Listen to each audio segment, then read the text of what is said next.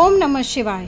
भगवान शिव की कृपा आप सब पर हमेशा बरसती रहे, इसी प्रार्थना के साथ आज आप सबका स्वागत है। श्रावण मास आज के दिन समाप्त हो रहा है, तो ऐसे में श्रावण महात्म्य का 30वां और आखिरी कथा को जरूर सुने, जिससे भगवान को आप प्रसन्न कर सकें।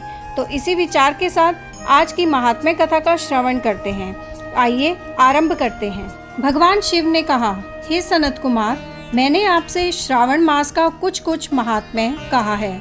इसके संपूर्ण महात्म्य का वर्णन सैकड़ों वर्षों में भी नहीं किया जा सकता है। मेरी इस कल्याणी प्रिया सती ने दक्ष के यज्ञ में अपना शरीर दग्ध करके पुनः हिमालय की पुत्री के रूप में जन्म लिया। श्रावण मास में व्रत करने के कारण यह मुझे पुनः प्राप्त हुई, इसलिए श्रावण मुझे प्रिय कर है। यह मास ना अधिक शीतल होता है और ना ही अधिक गर्म होता है। राजा को चाहिए कि श्रावण मास में श्रोता अग्नि से निर्मित श्वेत भस्म से अपने संपूर्ण शरीर को उद्धूलित करके जल से आर्द्र भस्म के द्वारा मस्तक, वक्षस्थल, नाभि, दोनों बाहु, दोनों कोहनी, दोनों कलाई, कंठ, सर और पीठ, इन 12 स्थानों से त्रिपुंड धारण करें। मांसतो के मंत्र से अथवा सद्योजात आदि मंत्र से अथवा षडाक्षर मंत्र से ओम नमः शिवाय से भस्म के द्वारा शरीर को सुशोभित करें और शरीर में 108 रुद्राक्ष धारण करें। कंठ में 32 रुद्राक्ष, सर पर 22, दोनों कानों में 12, दोनों हाथों में 24, दोनों भुजाओं में 8-8, ललाट पर 1 और शिखा के अग्र भाग में 1 रुद्राक्ष धारण करें। इस प्रकार से करके मेरा पूजन कर पंचाक्षर मंत्र का जप करें। हे विपेंद्र, श्रावण मास में जो ऐसा करता है वे मेरा ही स्वरूप है, इसमें संदेह नहीं है। इस मास को मेरा अत्यंत प्रिय जानकर केशव की तथा मेरी पूजा करनी चाहिए। इस मास में मेरी अत्यंत प्रिय तिथि कृष्ण अष्टमी पड़ती है। उस दिन भगवान श्री हरि देवकी के गर्भ से उत्पन्न हुए थे। हे सनत कुमार, यह मैंने आपको संक्षेप में बताया है। अब आप और क्या सुनना चाहते हैं? सनत कुमार बोले, हे पार्वती पते, आपने श्रावण मास का जो कृत्य कहा उन्हें सुनकर आनंद सागर में निमग्न रहने के कारण और उनका वर्णन विस्तृत होने के कारण व्यवस्थित रूप से स्मृति नहीं बन पाई। अतः हे नाथ, आप क्रम से सबको यथार्थ रूप से बताइए। सावधानी से सुनकर मैं भक्ति पूर्वक उन्हें धारण करूं। भगवान शिव ने कहा, हे सनत कुमार, श्रावण मास की शुभ अनुक्रमणिका को आप सावधान होकर सुनिए। सर्वप्रथम शौनक का प्रश्न, तत्पश्चात सूत जी का उत्तर, श्रोता के गुण, आपके प्रश्न, श्रावण की व्युत्पत्ति, उसकी स्तुति, पुनः हे मुने आपका विस्तृत प्रश्न, इसके बाद नाम कथन सहित आपके द्वारा की गई मेरी स्तुति, फिर क्रम से उद्देश्य पूर्वक मेरा उत्तर, पुनः आपका विशेष प्रश्न, उसके बाद नक्त व्रत की विधि, रुद्र अभिषेक कथन, इसके बाद लक्ष्य पूजा विधि, दीपदान, फिर किसी प्रिय वस्तु का परित्याग, पुनः रुद्र अभिषेक करने तथा पंचामृत ग्रहण करने से प्राप्त होने वाला फल, इसके बाद पृथ्वी पर शयन करने और मौन व्रत धारण करने का फल, तत्पश्चात मासोपवास में धारणा पारणा की विधि, इसके बाद सोमाख्यान में लक्ष्य रुद्रव्रती विधि, पुनः कोटिलिंग विधान, इसके बाद अनोदान नामक व्रत कहा गया है।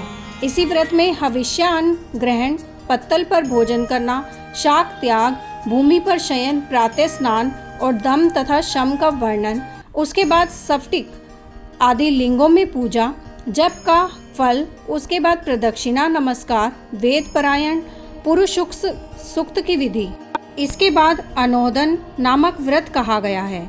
इसी व्रत में हविष्यान्न ग्रहण, पत्तल पर भोजन करना, शाक त्याग, भूमि पर शयन, प्रातः स्नान और दम तथा शम का वर्णन, उसके बाद लिंगों में पूजा, जप का फल, उसके बाद प्रदक्षिणा नमस्कार, वेद पारायण, पुरुष सूक्त की विधि, उसके बाद गृह यज्ञ की विधि, रवि सोम मंगल के व्रत का विस्तार पूर्वक वर्णन, पुनः बुध गुरु का व्रत, इसके बाद शुक्रवार के दिन जीवंतिका का व्रत, पुनः शनिवार को नृसिंह, शनि, वायुदेव और अश्वतथ का पूजन, ये सब कहे गए हैं। उसके बाद रोटक व्रत का महात्म्य, औदुंबर व्रत, स्वर्ण गौरी व्रत, दुर्वा गणपति व्रत, पंचमी तिथि में नाग व्रत, षष्ठी तिथि में सुपोदन व्रत। इसके बाद शीतला सप्तमी नामक व्रत, देवी का पवित्रारोपण।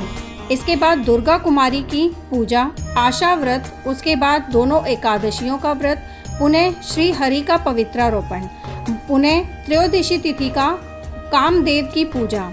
उसके बाद शिवजी का पवित्रक धारण, पुनः उपाकर्म, उत्सर्जन तथा श्रवणाकर्म, इसका वर्णन किया गया है। इसके बाद सर्प बलि, हयग्रीव, जन्मोत्सव, सभादीप, रक्षाबंधन, संकटनाशन व्रत, कृष्ण जन्माष्टमी व्रत तथा उसकी कथा, पिठोर नामक व्रत, पोला नामक वृष व्रत, कुश ग्रहण, नदियों का रजोधर्म, सिंह संक्रमण में गो प्रसव होने पर उसकी शांति, कर्क सिंह संक्रमण काल में तथा श्रावण मास में दान स्नान महात्म्य श्रवण। उसके बाद वाचक पूजा। इसके बाद अगस्त्य अर्ध विधि। फिर कर्मों तथा व्रतों के काल का निर्णय बताया गया है। जो श्रावण मास महात्म्य का पाठ करता है अथवा इसका श्रवण करता है वह इस मास में किए गए व्रतों का फल प्राप्त करता है। हे सनत कुमार, आप इस शुभ अनुक्रम को अपने हृदय में धारण कीजिए। जो इस अध्याय को तथा श्रावण मास के महात्म्य को सुनता है वह उस फल को प्राप्त करता है जो फल सभी व्रतों का होता है। अधिक कहने से क्या लाभ है। श्रावण मास में जो विधान किया गया है उनमें से किसी एक व्रत को भी करने वाला मुझे प्रिय है। सूत जी बोले, हे शौनक, शिवजी के अमृत में इस उत्तम वचन का अपने कर्णपुट से पान करके सनत कुमार आनंदित हुए और कृतकृत्य हो गए। श्रावण मास की स्तुति करते हुए तथा हृदय में शिवजी का स्मरण करते हुए वे देवर्षि श्रेष्ठ सनत कुमार शंकर जी से आज्ञा लेकर चले गए। जिस किसी के समक्ष इस अत्यंत श्रेष्ठ रहस्य को प्रकाशित नहीं करना चाहिए। हे प्रभु, आपकी योग्यता देखकर ही मैंने इसे आपसे कहा है। इस प्रकार श्री स्कंद पुराण के अंतर्गत ईश्वर सनत कुमार संवाद में श्रावण मास महात्म्य में अनुक्रमणिका कथन नामक 30वां अध्याय पूर्ण हुआ। यहीं ये कथा समाप्त होती है। तो ये थे श्रावण मास महात्म्य के अध्याय। आशा करती हूँ कि आपने इन सभी अध्यायों का श्रवण किया होगा। अगर नहीं किया तो अभी आप अपने एस्ट्रो नॉलेज चैनल को सब्सक्राइब कर लीजिए ताकि आने वाले कथाओं और कहानियों का आनंद ले सकें। ओम नमः शिवाय।